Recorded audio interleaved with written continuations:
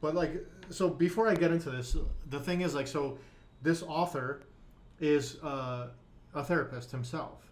So he wrote this book, Okay. and like he's dealt with all these different, traumatic, like people that have had serious traumas, all kinds of serious traumas, and he's tried everything. He's tested everything, and he says this EDMR therapy is by far the most effective way to get over trauma. And what it stands for right now that I'm reading is it's eye movement desensitization and reprocessing, which is like something that's impossible to guess, obviously. Eye movement desensitization and reprocessing. So the thing is, so what it does is like, it looks like a hypnotizing thing, but it's not. So it's like something that he like waves back and forth in front of the patient, and like they basically just look at this thing, going back and forth, and apparently like when that's happening, I guess like in a way maybe it is like kind of hypnotizing the patient to go back and relive that experience and like be open about it and stuff like that. But whatever it was, like he talks about it, and he's like, the success rate in this is like absurd. He's like, but you have to, it's not a one session thing. It's like a, depending on the trauma, it's like, a 6 to 10 session thing maybe, or something like that. I don't remember the exact numbers, but he's like, after like 6 weeks or like whatever, like these people were like fully healed. Like people that couldn't be healed doing anything else, like with the most serious traumas that a human can imagine, being at war and watching like all your friends and stuff like just dying in front of you, and like having that traumatic experience of like somehow surviving it, and like you're asleep at night, and like in the middle of the night you wake up and you think you're in the middle of a war, and like you're hearing things and you're seeing things. Like it's like the way they're describing some of these people's traumas is ridiculous. Where one of the guys, that was traumatized in the war, like he had to leave his house because he didn't trust himself. Like he thought like he might have like killed his wife and his kids, because he was gonna think that he was still in the war, and like he was gonna think they were the enemy. He was gonna wake up in the middle of the night and kill them. He's like, I literally couldn't trust myself. So he's like, I went and lived in a hotel for months, and like crazy stuff. Wow. And these are the kind of people that he was saying that have been healed with EDMR therapy. And he's like, this is by far, the most effective thing in my practice, and I've tried everything, and like working with the, the worst of the worst patients, the patients that nobody else could cure of their traumas, and like this is the stuff that actually, help these people live a normal life. So I thought that was really interesting. Jeez. So that's the gist of Yeah. it. EDMR, like anybody watching this, if you have like some serious traumas in your life, even if you don't have serious traumas, if you have traumas that have not been resolved, go to an EDMR therapist, somebody that can do EDMR, and see if you can, test that out, because, this guy's saying like this is legit. Yeah. Like this is something that's going to really finally get rid or heal that trauma that you weren't able to get rid of or heal otherwise. So just on that point real quick, it's, for anyone trying to search it, it's EMDR, not EDMR. So it's eye movement. EMDR, right. EMDR. Yeah. What was it again? Eye movement desensitization and reprocessing. That's the one, right? Yes. Perfect. Okay. Yeah. All right. Yeah. I mean, obviously, I don't have anything to add because I've never fucking heard of it. But I haven't either before I read this book, and I was like, wow, this is interesting. This is interesting. If somebody has like a serious trauma that they cannot simply get over, go to EMDR therapy. Go to a therapist that has practice and is licensed or practiced or whatever in EMDR therapy. It's probably a simple Google search, and amazing. Test that out. Excellent. Hopefully that helps someone out there, even if it just helps one of you. What success. All right. Last one. Is it the last one, or is there? Oh, is there only 3? There's one more. Oh, I thought that was 4 points. 3. Oh, okay. No. The first one was 2 lines long. Oh, okay. Yeah. All right. It's the Yeah. last one. You're in the first one's like a Wubsy length ramble. Okay. The last point. Mm-hmm. The last point, far more accessible, less radical. yoga is an excellent tool for healing trauma through the body-mind connection. He does talk about this a lot in this book. Go ahead, you can dive in first. Well, have you done yoga by the way? Or? Yes, my experience with yoga is sort of comical. I've tried like 10 or 11 times to habitualize doing yoga, and mostly I used like videos on YouTube, or I even had that app for months, Down the Dog, which you can get on the App Store. I never formalized the habit. I really regret it because my flexibility is an all-time low, and I had a sports massage earlier to try and help me with my RSI that I picked up, and the guy told me to get into yoga. He said, like, it's important. Well, you know, you're losing flexibility. Yoga will help with all of these issues that you're having. So I know about yoga from that point of view. I know that yoga is supposed to be a huge stress reliever, so on and so forth, but I've never heard it suggested in trauma. Yeah. So if you could explain that.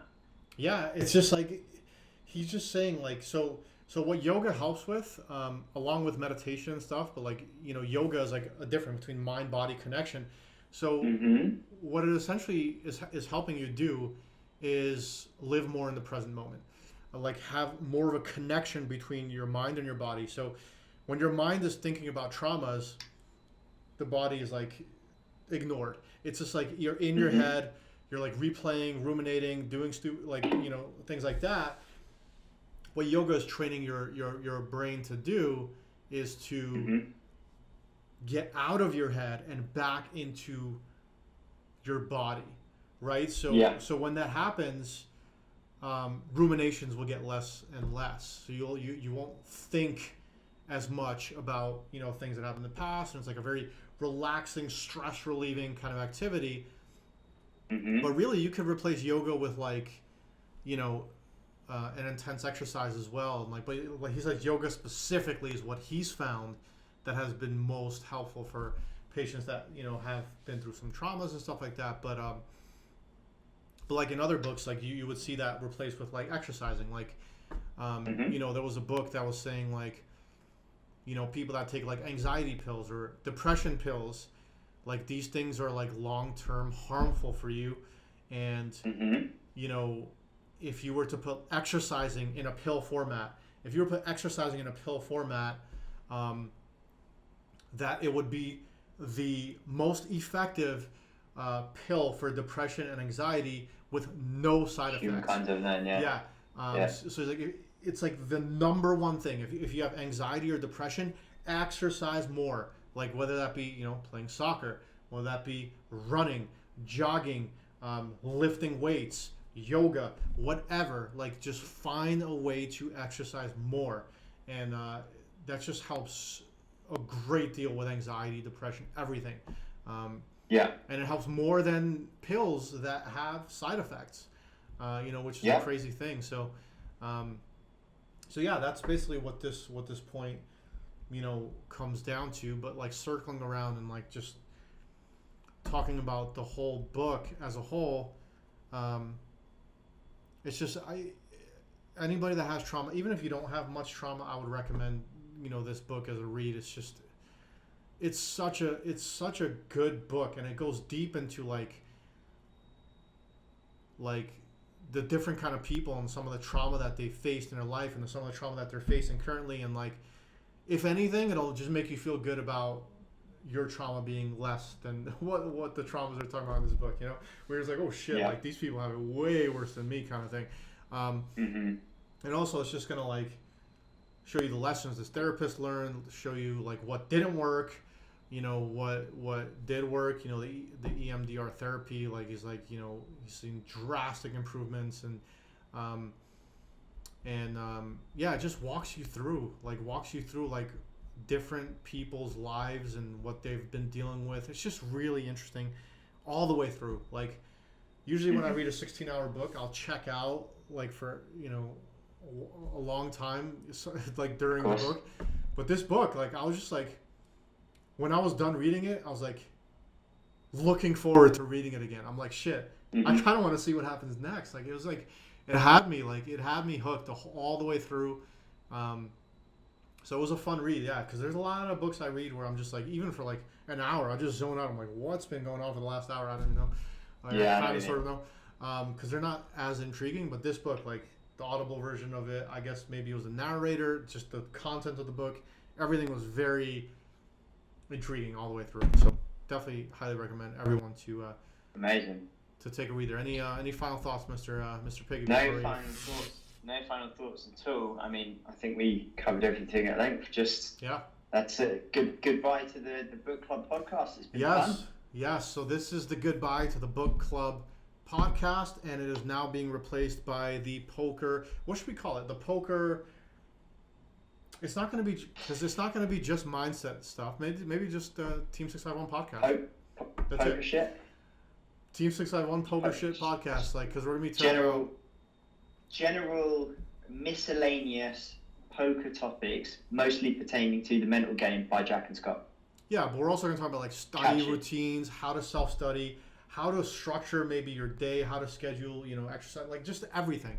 It's just going to be everything. Everything and anything a poker player needs to know is what we're going to be covering in these podcasts. Little mini topics, and we'll use the help of... What about life and shit?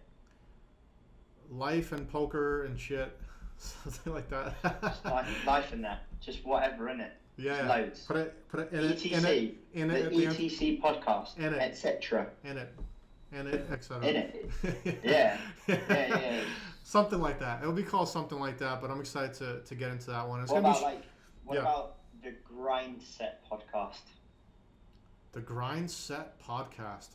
Yeah. So instead of the Mindset podcast, because it's pertaining specifically to poker, it could be the Grind Set podcast. Maybe. I kind of like the idea of just like the Team 651 podcast, and then like so vague. Though. Every single one having like a title. It is vague, but like Team 651 podcast, and then like the title is gonna say it all. What's in that podcast? It's just like we need something punchy, like the Jack Stack Experience plus Wubsy or something. Like. We can brainstorm on it. Let's brainstorm on it. Yeah, we'll brainstorm it. I tell you what, we'll put it. If you're watching this now, we'll put it in the groups and see if any. We'll do like a competition. If anyone comes up with a name for this podcast that we prefer to any of the ones we come up with ourselves, we'll give you some sort of prize. Yeah, somebody watching this video, just shoot us a PM. Give us topics, but also give us a title for do this title. I don't know. We'll be open. We'll be open-minded about it. We don't know yet what we'll call it, but the main gist is they'll be a little bit shorter, and they will be specifically on one topic, very specifically on one topic. Whether the topic be how do I play more poker? That's just like a very simple topic. How do I play more poker? And that we'll talk about how to set up your schedule to play more poker. If you even want to play more poker, maybe some questions to ask yourself, or how do I play less poker and have more life balance? I don't know. That's another question. How do I, study most efficiently with drills? How do I study most efficiently if I've never studied GTO in my life? How do I study most efficiently if I have a very strong grasp of GTO and, I'm looking for more ways to study, like just all kinds of different things. So only one way to find out. Tune into the Jack Stack Experience featuring Bob Pig. Yeah, I mean Scott's trying to trademark that title as the name. It could be the case, but we'll see. Cool. I think there might be better out there. I'm not doing a good service to myself there either. Someone come up with a better name. $50. Team 651. That's it. You heard it here first. Scotty says 50. Let's see. Let's see who can come up with a name or if we'll even have a name. But anyways, yeah. Take care, guys. See you guys in the next podcast.